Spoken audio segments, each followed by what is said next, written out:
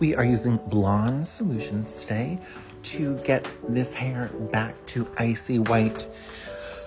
We use a little bit of hairspray to keep our sections nice and smooth because you don't want to get any of the blonde solutions on your dark hair. So this is where we come in and just use some hairspray to keep that up and out of the way and do it all around for sectioning. Clean sections. So when we're using blonde solutions, make sure you let it breathe, give it as much air as possible, and make sure you do the right ratios.